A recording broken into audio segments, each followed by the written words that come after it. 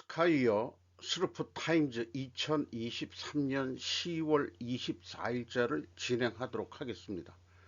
하단에 나와 있는 내용 참조해 주시면 대단히 감사하겠습니다. YTN 새 주인의 유진그룹 인수가 3,200억 원. 김정용 기자 조선비지에서 보도했습니다.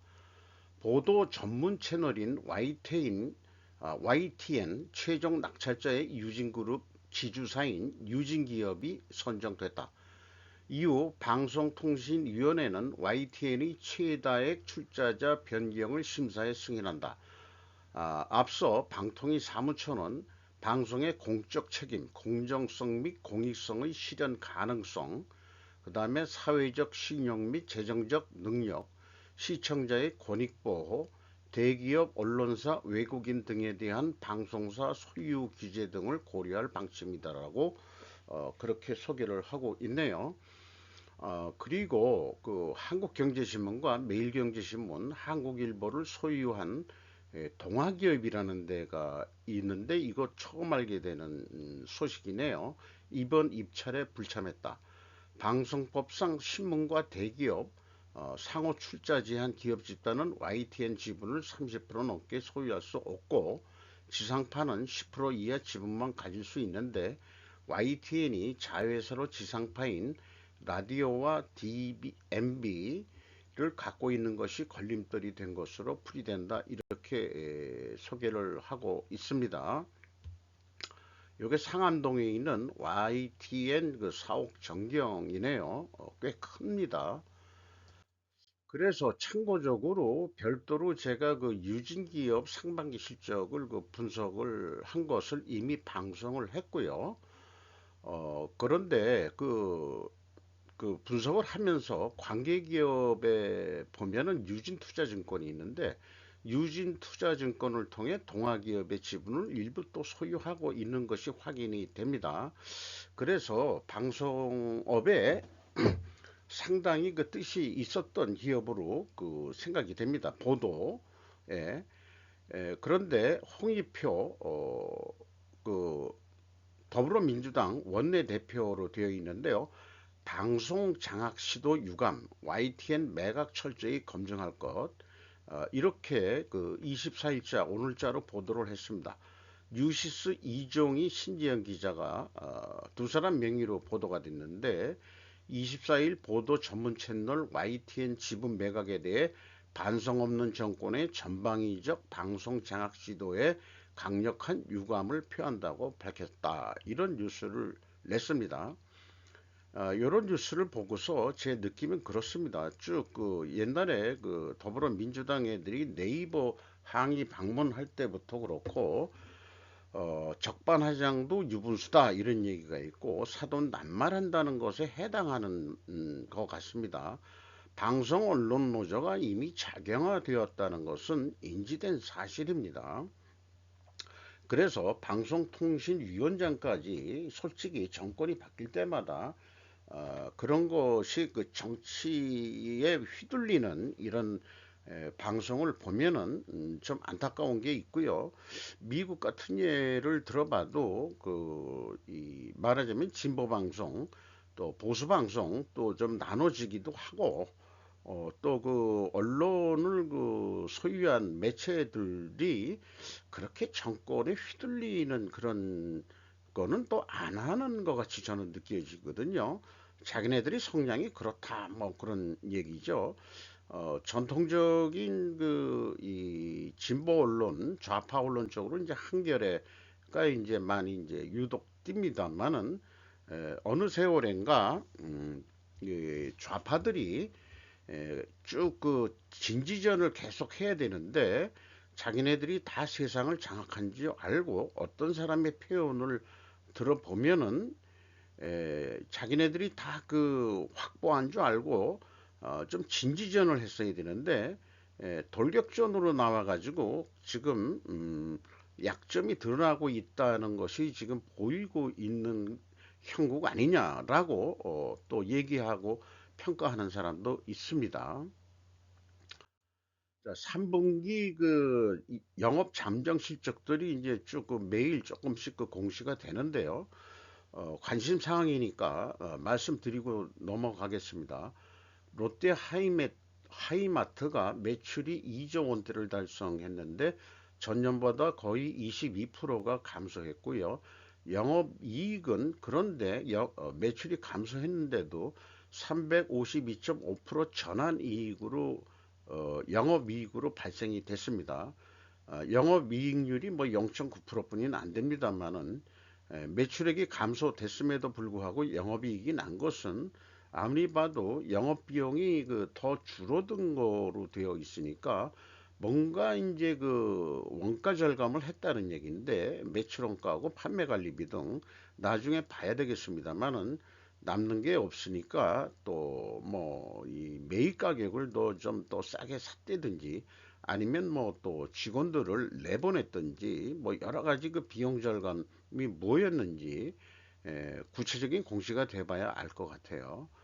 한솔 테크니스 매출이 1조 2320 2억 원으로서 전년보다 2.6% 증가했고요. 영업이익은 21.9%가 증가했습니다. 영업이익률 0.7% 상승했습니다. 포스코 퓨처 M 2차 전지 소재로 좀 뭐 포스코 홀딩스의 그 뭐라고 그러죠? 그 주가가 오르는데 기여를 한 종속기업으로 알고 있는데 매출이 3조 3,523억 원을 달성해서 매출이 무려 44.4% 이상하게 죽을 사자가 4마리가 끼네요. 영업이익은 그런데 30.6%가 감소했습니다. 실속이 없었던 얘기고 영업이익률은 3%로 떨어졌습니다. 3.2%나 하락을 했습니다. NI스틸이라는 데가 있는데 매출이 3천억을 했는데 전년보다 21.7% 증가했고 영업이익은 30.1%가 증가했습니다. 영업이익률 1.3% 상승했습니다. 철강 계통이 좀 안 좋지만은 이 NI스틸은 그런 소재 철강이 아니고 그 소재를 갖다가 건축 현장에 쓰는 철강 구조물 이런 등을 제작해서 또 그 대여도 하고 그런 사업을 하는 업체로 소개가 되어 있습니다. 그래서 건축 계통에서는 좀 뭐 그 좀 이 물건을 팔든지 또는 그 팔면은 이제 건설 회사들이 이제 그것을 보유하고 있다가 건설 현장에 썼다가 다시 이제 또 뭐 좀 자재 창고에 보관했다가 또 쓰고 그런 식이 되겠죠. JS 코퍼레이션 좀 어디서 들어봤는데 찾아보니까 가방류 제조 판매를 하고 있는데 매출이 6,434억 원이나 됩니다.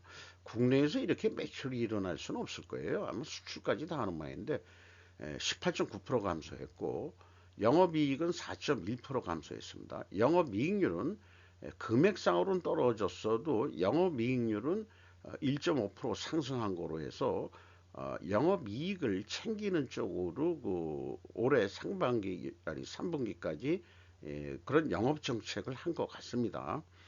매출이 좀 다소 줄더라도 이익은 좀 확보하자 이런 얘기 같아요. 이창용 한국은행 총재가 국회에서 답변한 내용들을 그 보도가 됐습니다. 금리 인상 시 부동산 프로젝트 파이낸스가 가장 걱정된다. 가계대출이 만약에 그 안 잡히면은 인상을 고려해 보겠다. 금리를. 그런 얘기네요. 이 부동산 PF가 금융기관 연결돼서 금융 불안정이 우려되고 주택가격 고점 대비 30% 이상 하락 시 문제가 될 것 같다. 이런 의견을 냈습니다. 뭐 그런 내용들이 좀 소개가 되어 있는 거고요. 그 지난해 부동산 가격이 10월을 넘어서 11월 PF 사태 이후로 굉장히 떨어지기 시작했을 때 한은 내부적으로 여러 시뮬레이션을 해보면은 고점 대비 한 30%까지 별 문제가 없는 것 같은데 더 떨어지면 좀 문제가 생길 것으로 검토를 했었다. 이렇게 했는데 요 글을 제가 해석할 때는 아파트 가격이 현재보다도 30%더 떨어져도 사실상 문제가 없는 거 아니냐. 그러니까 지금도 아직 아파트 가격은 거품이 많다고 이렇게 보는 것 같아요. 가계부채 급증 대책질이 이어졌는데 이창용은 규제를 타이트하게 했다. 금리는 아직 올리면은 좀 그 가계 대출을 한 사람 부담들이 많이 늘어나니까 또한 그 자영업자들도 마찬가지고 그런데 또 문의 중에서는 통화정책 목표를 함에 있어서 고용 안정은 넣지 않는 게 보편적이다. 글로벌적으로 그렇게 또 답변을 했습니다. 국회의원 중에서는 고용 안정 뭐 이런 것도 좀 한국은행이 좀 목표를 해야 되지 않느냐 이렇게 되는데 제 생각에는 물가 안정 하나만으로도 한은은 쉽지가 않다. 금리 가지고 또 이 화폐 공급을 풀었다가 또 줄인다 하는 그런 것만 한 가지 하더라도 매우 어려운 직업인데 거기에 무슨 어떤 고용 안정까지 하냐 이거죠. 금리가 이제 상승이 되면은 분명히 일자리 감소, 그 원인의 그런 그런 그 과정을 거쳐서 금리가 상승하면은 기업들이 부담이 되면은 결국은 인력을 감소하는 것으로 나타날 수 있으니까 금리를 하면서 고용 안정까지 한다. 이게 이 동일 방향의 문제가 아니고 역방향의 문제로 이 효과가 나올 거기 때문에 매우 어려운 일이라고 저는 개인적으로 그런 생각이 들어가네요. 미국 급체금리 또다시 5% 돌파했다. 뉴욕 증시 일자리 하락. 이정현 기자가 조선비지에서 이 보도를 했습니다. 어, 5% 올라갔다가 다시 좀 떨어졌었던 모양이에요. 근데 이제 다시 또 5% 올라갔다 이런 얘기고 12월에 또다시 금리를 올릴 가능성을 열어두기도 했다 해가지고 다시 오르는 모양입니다. 앞서 한국은행도 이 금융통화위원회에서 어, 좀 뭐 의견이 나온 게 있는데 물가 상승 하락 속도가 늦춰질 것 같다며 긴축 기조가 장기화될 수 있다고 전망했다. 우리나라도 그리고 이스라엘과 하마스의 전쟁이 이런 흐름에 기름을 끼얹은 모양새다. 이렇게 또 그 얘기를 했답니다. 그리고 이 야후 파이낸스에서는 제이미 다이먼 일론 머스크가 미국 경제에 서 있는 곳이라는 제목으로 요 그 JP 모건 은행 그 체이스 은행이라고 모건 체이스 은행이라고 풀네임은 그렇게 되는 모양인데 여기 그 써놓은 보면은 나의 그 보통 우리 그 여기 번역할 때 주의 그러는데 이제 에, 쿠션이라고 발음해야 되나요? 이거 경고라고도 해석이 될 수 있겠어요. 자관 현재 이 불확실성 uncertain- uncertainment, uncertainties 불확실성이 너무 많아가지고 우리는 매우 경각심을 가져야 된다. 이런 얘기 같고요. 그리고 그 머스크는 I'm worried about the high interest rate environment that we are in. 우리는 그 고금리 환경으로 지금 가고 있어가지고 그걸 우려한다 나는 우리가 그 안에 빠져들어가고 있다 이런 내용인 것 같습니다. 이런 그 재계의 이 제조업체와 금융권에서 좀 경제를 주의를 해야 된다 하는 식의 의견들이 나왔다는 것을 보도를 했네요. 그런데 어, 계속해서 이 5% 채권 시장을 맞이해 가지고 그 고통이 모든 사람의 길을 영향을 미치고 있다는 의미로서 제목을 붙인 것 같고요. 이것은 뭐 한 세 사람의 기자가 블룸버그에서 그 보도를 한 내용입니다. 연준의 금리 인상 요구를 뒷받침하는 미국의 급여가 예상보다 크게 급등한 후 월급들이 많이 올랐다는 얘기예요. 금요일에 국채 수익률이 또 한 번 상승했다. 이렇게 임금하고 또 연결해서 표현을 하네요. 그래서 여러 분야의 그 파급 효과들, 악영향들을 얘기를 해주고 있는데 주택시장에 고통이 따른다. 그 돈 빌린 사람들이 월 지불금이 충격적으로 급증하는 것에 직면해 있다.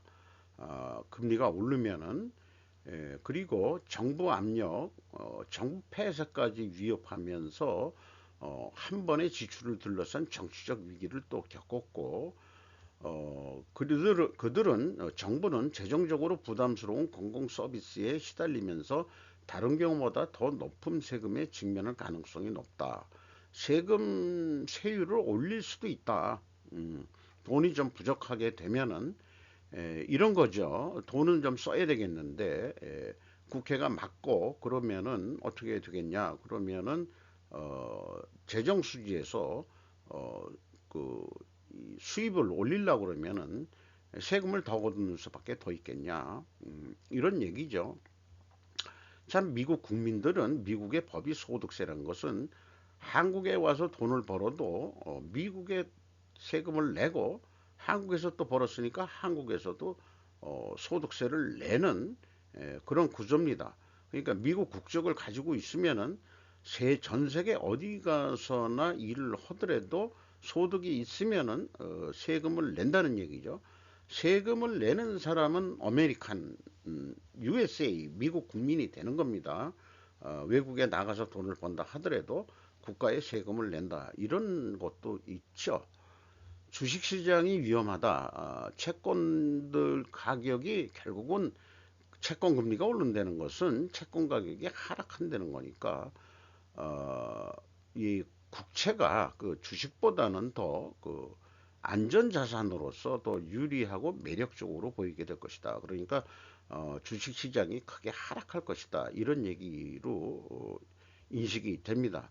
압박받는 기업, 기업들이 그동안에 싼 이자로 돈들을 빌렸는데 이제 만기 도래하는 부채의 벽에 대처하기 위해 시장을 공략할 수도 있습니다.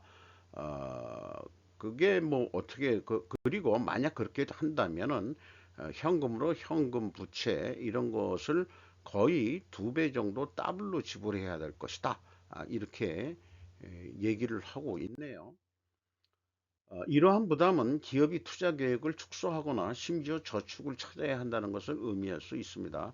자기네들이 뭐 일부 그 유동 금융 자산 같은 걸 가지고 있는데 또 비유동 금융 자산 뭐를 또 가지고 있는 것도 내다 팔아야 된다.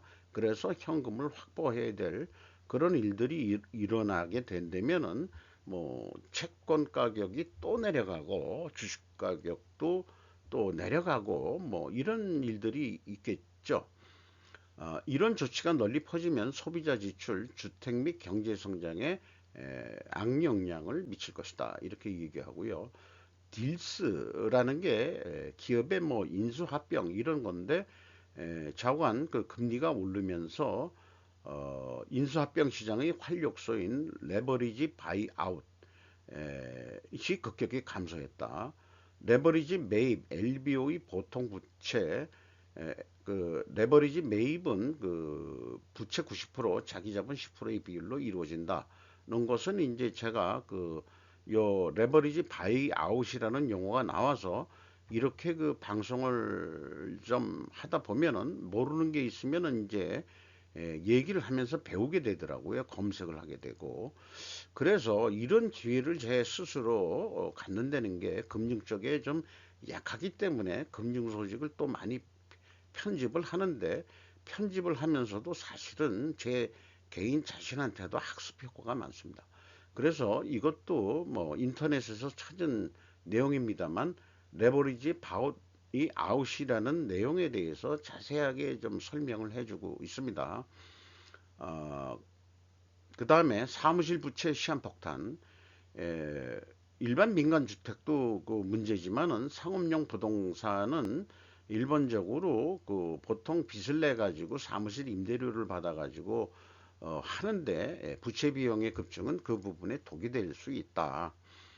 채권 수익률이 상승함에 따라 부동산에 대한 가치 평가가 크게 하락할 것이다. 그래서 또 다른 방법은 부동산을 하락하는 시장에서 매각하여 하락 압력을 더 많이 발생시키고 악순환이 되고 다시 재정에 더 많은 문제를 야기하게 될 것 아니냐. 그런 얘기네요. 그런데 유독 금리가 올라서 좀 미소를 질 수 있는 사람은 연금을 받는 이제 노인층일 것 같다. 이런 얘기입니다. 이 연기금들이 그 보통 그 주식이나 채권 뭐 이런 쪽으로 있는데 에, 뭔가 그 채권 수익이 많이 난다 그러면은 그 제도마다 틀리겠습니다만 나라마다 실제 연금을 조금 더 받을 수 있게 되는 모양이에요. 그래서 생활비 위기 속에서 긍정적인 실질 소득이 늘어나는 층들, 그게 연금 받는 층들은 그 환영할 것이다 이렇게 소개를 하고 있습니다. 이렇게 자세하게 설명을 해주는 뉴스들을 보면서 우리는 그 어떤 금리 하나만 가지고만 하더라도 할 얘기가 너무 많고 배워야 될 게 너무 많다. 인식을 하고 넘어가야 될 거. 세상을 살면서 뭐 모르고 지나가도 그만이지만은 필요할 경우에는 나름대로 기본 상식 같은 것은 좀 알고 있어야 되지 않겠냐. 젊어서 이 일을 할 때 솔직히 이런 그 금융, 재무 분야 쪽이 제가 일천해가지고 또 이런 거를 또 하고 있는지도 모르겠어요. 배워보려고요. 억만장자 에크먼 장기채 공매도 청산 미 경제 빠르게 둔화하고 있다. 요거는 이제 그 금리를 떠나서 이제 그 이 장기채 공매도 청산이라고 좀 별도의 얘기 같은데 쭉 내용을 좀 일부러 보면은 그동안에 그 국채 금리가 올라서 돈을 엄청 많이 버는 것 같은데 이 에크먼이라는 사람이 헤지 펀드라고 그러더라고요. 헤지 펀드. 그런데 또 그 다른 사람도 자기는 단기 국채 선물을 매수하고 있다. 장기 국채는 이제 손절을 하고 그런 얘기하고 더 높은 금리의 장기화는 어제의 주문이라고 했는데 사실 이 사람들이 얘기하는 뜻을 잘 모르겠습니다. 이 멘트라는 것이 그 불교의 뭐 어떤 그 주문 같은 건데 에, 그런 거하고 비유를 해서 얘기하니까 사실은 그 좀 쓸데없는 거 아니냐. 뭐 이런 뜻인지 뭐 잘 모르겠어요. 이렇게 그 표현하는 그 어떤 어휘력에 대해서는.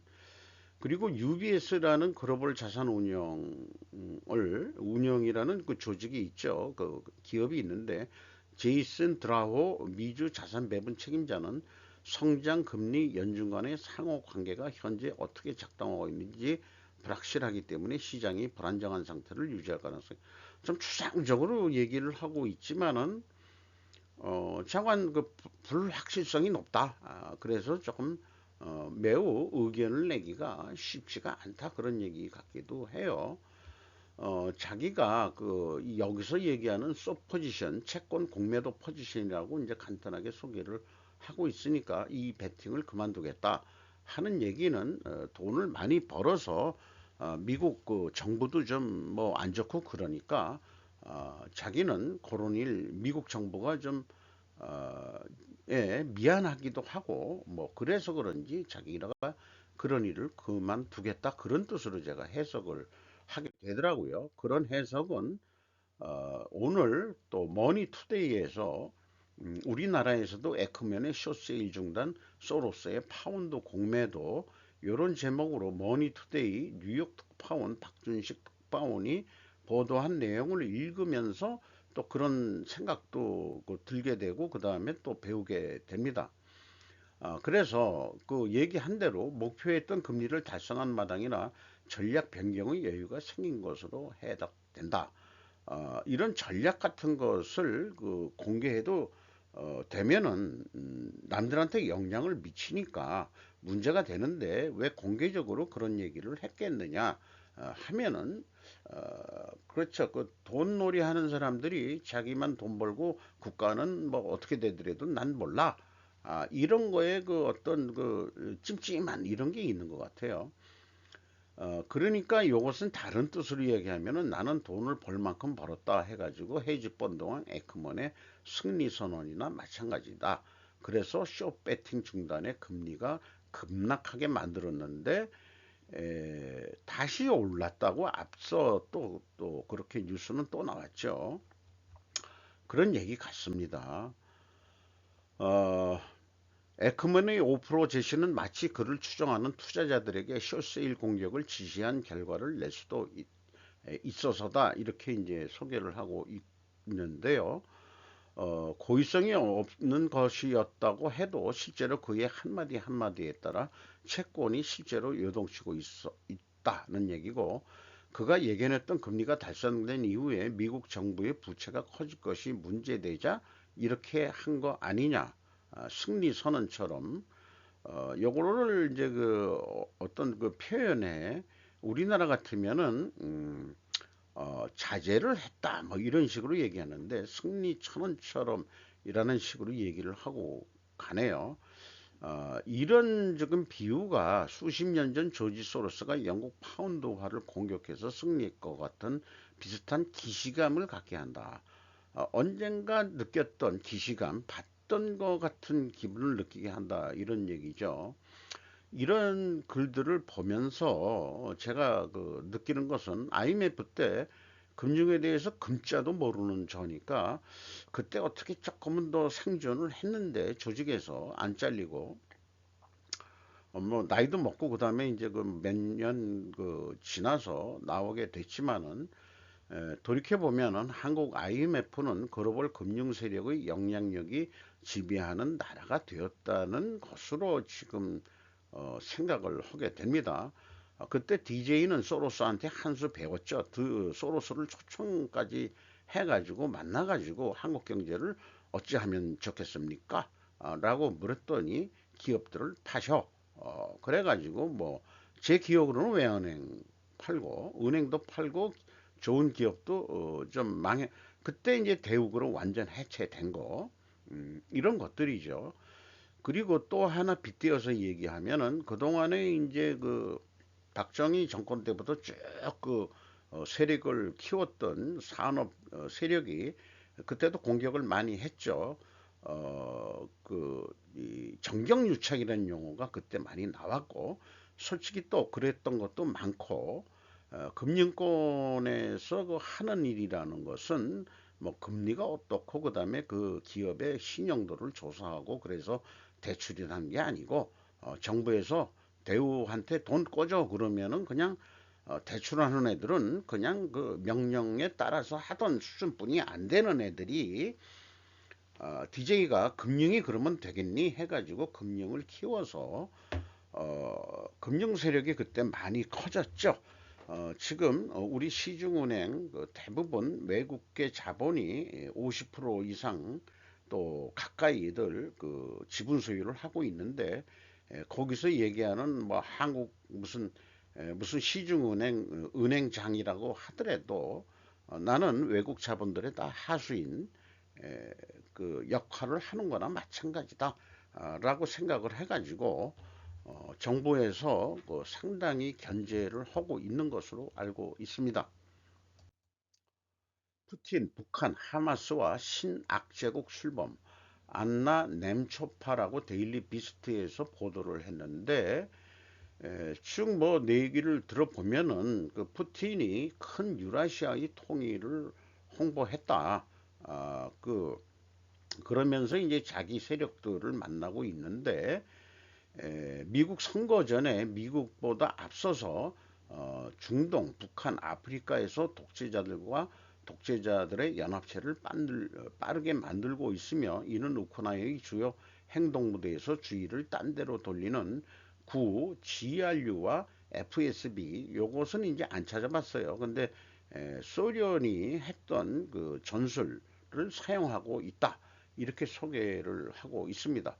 그런데 뭐 북한 얘기는 딱 한마디뿐이 얘기를 안 나오는데 제목에 푸틴 다음에 북한부터 좀 부각을 시켰어요. 요즘에 그 그 우크라이나 전쟁 때문에 그런 건지 이런 제목을 이렇게 해가지고 북한도 이제 신악 제국으로 뉴 이블 제국에 출범하는 거로 그렇게 제목을 뽑았네요.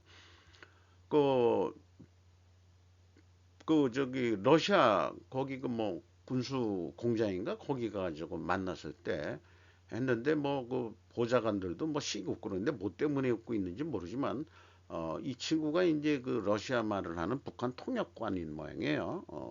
예쁘장하게 생기는 모양인데 얘네들이 김정은이가 뒷짐지고 있는 건지 아니면 바지 주머니에 손을 넣고 있는 건지 또 국가 정상들끼리 만나는데 이게 예의인지 아닌지 모르겠습니다만은 어느 사람이 먼저 그 주머니에 손 넣는지 모르지만 또 손을 내놓고 있으면은 이제 쫄개들은 이제 밖으로 이렇게 그 손을 내놓고 있어야 되는 거죠. 그러니까 이제 맞다이 한다 이런 얘기예요. 맞다이. 아마 그 푸틴이 먼저 주머니에 손을 넣었으면은 너만 그러냐 나도 손에 넣고 너하고 맞다이 하는 거지 뭐 이런 것 같아요. 그리고 뭐 실질적으로 무기 거래 있었다는 증거, 그 열차 이런 것도 좀 뭐 인공위성으로 사진이 찍혔고 뭐 그런 상황까지 있으니까 북한도 악의 축에 악의 제국으로 들어가는 거로 이렇게 뉴스가 나온 것 같습니다. 1년 내 오저가 파야는 SK온 이번에 2천억 회사채 찍는다.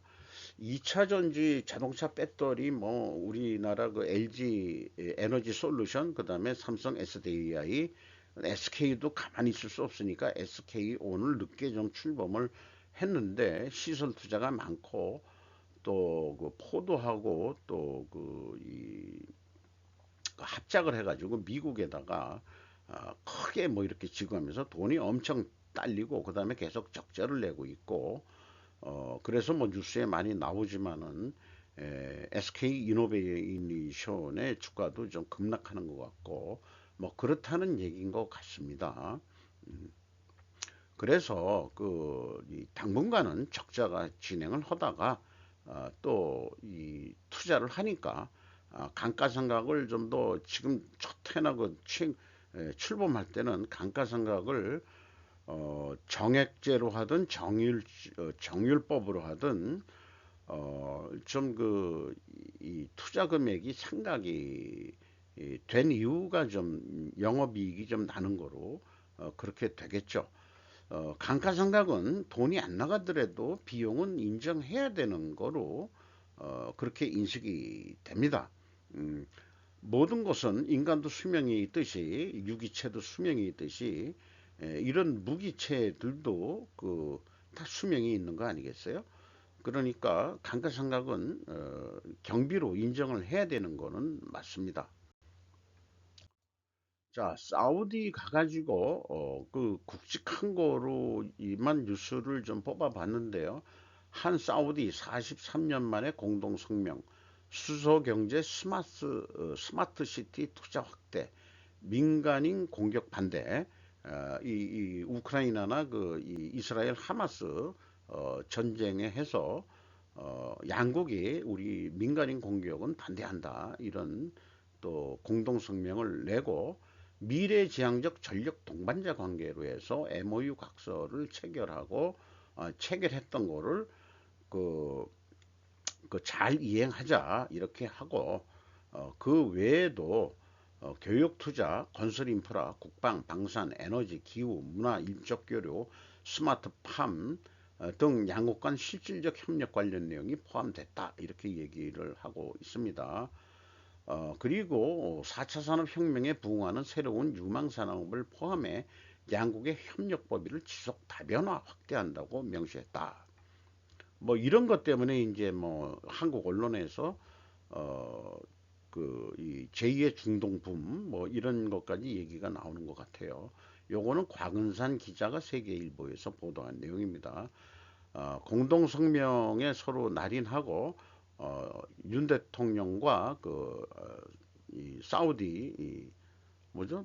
누구죠? 이름 갑자기 잊어버렸네. 여기 그 빈살만 살만이죠. 살만 그 황태자하고 이, 이 지켜보는 가운데서 기념사진을 찍은 거네요. 아마 이번에 가가지고 가시적으로 그 눈에 보이는 것은 그 현대차 그룹인 것 같습니다.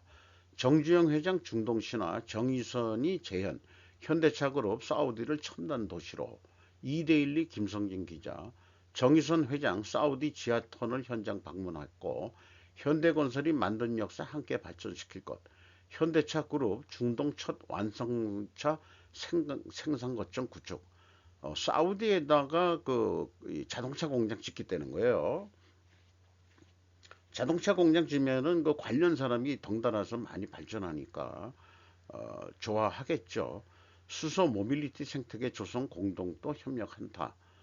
이런 얘기고요. 이 구체적인 내용들을 얘기를 했습니다. 음, 그리고 이제 이 지하 터널을 뚫는 데 가서 방문하는 건데, 이 뒤에 그 수행한 사람은 그 뭐 이게 사장급일 것 같아요. 어디서 한번 봤거든요. 이 사람 얼굴을. 이게 그 어디 현대차 사장인지 아니면 현대건설 사장인지 잘 모르겠습니다만은 현대건설 사장일 것 같기도 해요.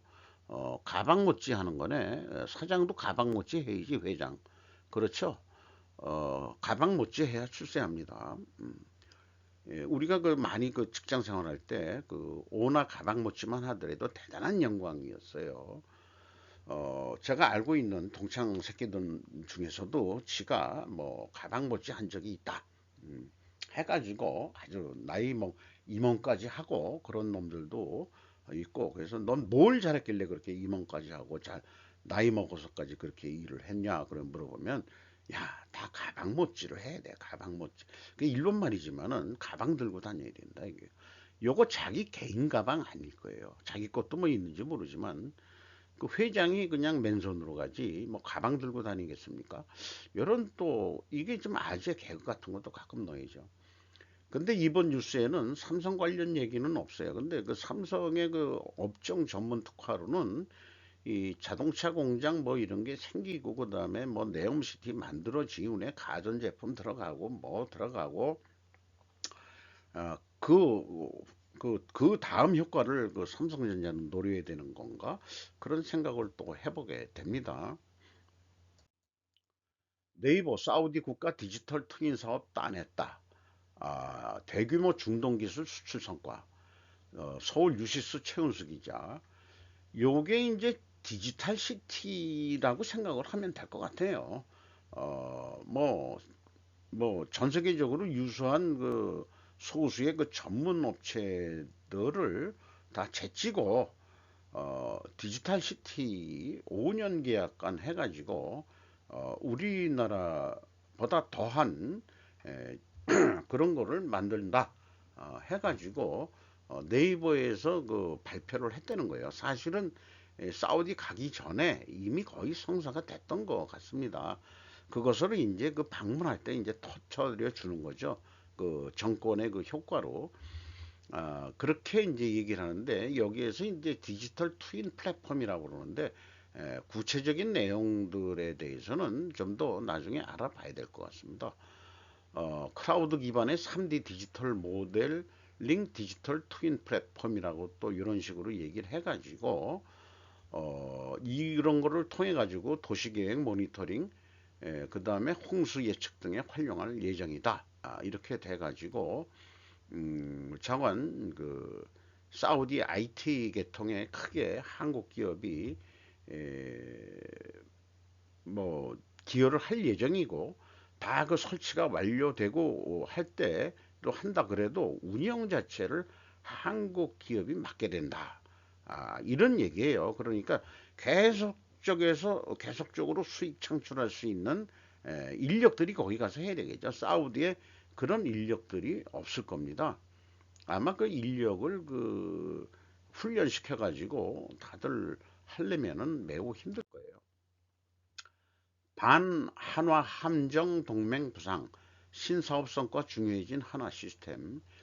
요게 그 HD 현대중공업하고 LIG 넥스원하고 한국항공우주하고 카이 이거에 대해서 그 이 전투 체계 함정령 그것을 말하자면은 그 협력하기로 그렇게 했다는 얘기를 동맹이라고 표현을 했나요. 그래서 왜 그런가 했더니 한화가 대우조선 해양을 먹었으니까 경쟁력이 더 세진 거죠. 그러면은 그동안에 현대중공업은 한화 시스템 거를 썼는데, 야, 우리 거 니들이 그 발주 달라고 우리 안 주고 니들은 또 가격 후려쳐가지고 방사청에다가, 그러면은 이제 현대중공업은 된다. 우리가 보통 된다 그러거든요. 그렇게 되는 거 아니냐. 그러니까 현대중공업도 야, 안 되겠다. 당신네들 우리하고 협력해야 되지 않겠어? 뭐 이런 얘기로 해석을 하면은 맞을 것 같아요. 요거를 어, 그 지식적이고 전문적인 얘기로 표현한다 그러면은, 이렇게 표현하겠죠. 하나가 대우조선행을 인수함으로 전투한 경쟁자가 되었으니 하나 시스템에 의존하던 전투 시스템을 경쟁 관계가 되었으므로 다변화한다는 의미가 되지 않겠냐. 요렇게 제가 표현을, 저도 점잖게 얘기하면 요렇게 써놓고 말로 할 때는 조금 더 아재 식으로 얘기해 볼 수도 있는 거겠죠. 요게 이제 점잖게 웃기는 스탠드업, 뭐라 그러죠? 스탠드업 코믹이라고 좀 생각을 해주시면은, 좀 쓴웃음을 짓는 분이 계시면은 참 좋을 것 같은데, 하나 시스템은 위성 사업을 통해 지구 전 영역에서 초연결, 초지능, 초융합 네트워크를 구현하는 것을 목표로 하고 있다. 아, 그런 거가 나오면서 하나는 더 나아가서, 이 아까 그 경쟁 관계가 있지만은 그 좋다 그렇게 하더라도 자기네들은 SAR이라는 위성을 통해 가지고 전 세계가 작전 구역이 될 수 있다고 해석이 되는 적해도 통신위성 네트워크로 실시간 공유하는 솔루션을 구축하겠다는 포부다. 육해공 전장 상황을 해가지고, 그렇죠. 한미동맹은 어디에서 터지더라도 우리가 전 세계로 갈 수 있는 그런 나라가 될 거라고 저는 생각을 합니다. 하나 시스템은 또 미국 오버 에어사와 UAM 도심 항공 특시 버터플라이를 공동 개발하고 있는데, 요게 또 이제 그 샘플이 나와가지고 이것도 나중에 군사 목적으로도 활용할 수 있을 것 같다. 그래서 AAM이라고 미래 항공 모빌리티라고, 여기에 미래는 뭔가, 잠깐 모빌리티는 몸인데, A는 뭐 중간에 하나 에어포스 에어가 들어가겠죠. 개발도 준비하고 있다고 소개를 하고 있습니다. 하나 시스템은 조금 더 좀 더 수준 높은 거로 더 하겠다. 이런 얘기가 같네요. 그 내년 초에 이 도심 항공 택시가 내년 초에 비행 테스트를 진행한다라고도 소개를 하고 있네요. 미 웨스팅하우스 한수원과의 원전 수출 통제 소송 항소를 했다. 기각을 했는데 항소했다 그런 얘기인데, 워싱턴 DC 연방 지방 법원인데, 항소하면 그 위에 법원으로 올라가야 되잖아요. 그러면은 대법원으로 올라가야 되나 연방 정부. 지난달 수출 통제 집행 권한은 미국 정부에 있는 것이지 민간 기업인 웨스팅하우스한테 있는 게 아니니까 당신네들이 소송의 주체가 될 수 없으니까 아예 기각을 한다. 우리나라 그 한수원도 아마 그 변호사를 미국 변호사를 썼을 것 같아요. 그래가지고 뭐 나름대로 그렇게 이 완전히 웨스팅하우스의 그 소송 자체를 기각하는 거로 그렇게 판결이 나오게 했는데 또 항소를 했다 이런 얘기예요. 그래서 또한 이 웨스팅하우스는 우리나라 대한상사중재원에다가 또 국제중재 절차가 진행 중이다 이렇게 얘기를 하고 있는데, 대한상사중재원 중재에서 승리해서 자기네들의 그 지식재산권을 보호하겠다고 주장하고 있답니다. 그런데 웨스팅하우스는 도시바가 인수했다가 도시바가 상장 폐지됐죠. 또 매각을 한 것으로 알고 있습니다. 그래서 최대 주주는 조사를 해보니까 검색을 해보니까 야후 파이낸스에서 검색을 해보니까 최대 주주는 영국 정부로 현재 나오고 있습니다. 그래서 뭐 거기에 나와 있는 거를 했는데 여기에 이제 리드 인베스터 최대 주주라고 얘기할 수 있겠죠. 우리말로는 UK 거버먼트라고 나와 있습니다. 이렇게 되어 있거든요. 그 현재 상태는 그 M&A로 그 인수합병식으로 이루어진 거다 이렇게 얘기하고 있고요. 이 업종 같으면 일렉트릭 디스트리뷰션 전기 공급 그 다음에 에너지 그 다음에 너클러니까 이제 원자력까지 한다 이런 얘기죠. 웨스팅하우스 기술이 우리나라에 최초로 들어왔는데 나름대로 우리는 그 한국형이라고 또 해가지고 하고 있는 건데 이게 그 UK라고 한다 그러면은 유럽 시장이 자기네들 나와발인데 지금 폴란드라든지 뭐 다른 데에다가 지금 한수원이 자꾸 그 해볼래니까 자꾸 딴지 걸고 싶은 거죠. 야, 우리 그 웨스팅하우스도 좀 먹고 살아야 되는데 한국에 이제 또 이렇게 나가면은 참 그런 경쟁 관계가 되네요. 어떻게 될지 이게 기추가 주목됩니다. 요거는 그냥 쉬어가는 페이지로 인도 영화 같은데 평생 그 화물 운송 트럭을 한 남자 주인공의 그 자기가 그 생존하기 위해서 하는 그 삶을 참 그 이 영화 내내 어두운 조명으로 유지하면서 그 씁쓸한 삶을 유지하는 그런 내용이 되겠습니다.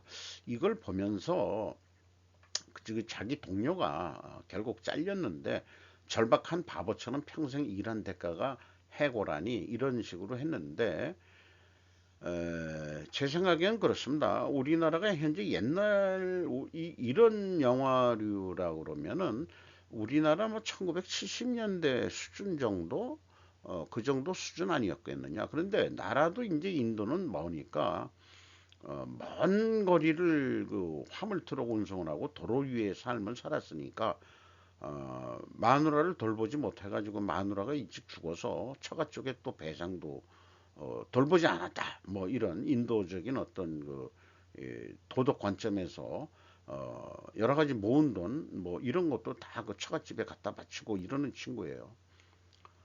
한번 좀 읽어봐 주시면은 뭐 스토리를 제가 이렇게 그 이야기꾼으로서 그 좀 잘 정리했는지 모르겠어요. 어쨌든 이상한 영화예요. 이거 뭐 기왕 얘기가 나온 김에 좀 시간이 늦었습니다만은 길어졌습니다만 조수한테 야 그 돈을 주면서 자기 적금을 든 거를 하면서 돈을 주면서 네가 나가 나 계속 여기 일해야 돼 그랬더니 받아주는 대신 자기 누나하고 결혼해 주면 안 되겠냐. 그래서 말이 되는 얘기냐. 내가 이 돈도 못 버는데 누나하고 결혼하라니. 그런데 자기 자신 일자리 물려보는데 경험이 일천하다 보니까 사고를 일으키고서 수습을 못 해가지고 도망갔는데 요걸 찾아가서 그 자기 그 언니한테 그 조수 언니한테 연결을 시켜줘서 찾아주고 자기는 일자리를 다시 찾는 거로 돼 있는데 마지막 장면이 그 누나하고 통화하는 거로 끝나는데 이게 좀 좋게 근데 그 해피엔딩까지는 안 보여주더라고요. 조수의 누나와 어떻게 되는 건지 그런 것까지는 안 보여주는데 그 이 영화 속에서는 화물 트럭 운송업체를 약간 악덕업주로 좀 이렇게 그 나가고 있습니다. 음, 한국의 뭐 대한통운이 요즘 그러게 하겠어요. 우리나라 좁은 땅덩어리에 도로 고속도로 빵빵 뚫려 있죠. 뭐 반나절이면 부산까지 가는데 이런 그 임금도 뭐 요즘 괜찮을 거예요. 우리나라 그 화물계통 뭐 괜찮을 거예요. 그 나중에 그 통일이 돼서 북한까지 가고 그다음에 만주까지 가고 뭐 철도 운송도 있겠지만은 경제가 운영이 되고 뭐 그런 데면은 이제 더 도로 뚫고 이렇게 해가지고 그래야 또 경제가 발전하고 그런 것까지 생각을 해보게 되네요. 어, 오늘도 한 50분 가까이 걸렸습니다. 짧게 해보려고 맨날 노력하지만은 제 욕심이 너무 많은 것 같아요. 예, 감사합니다.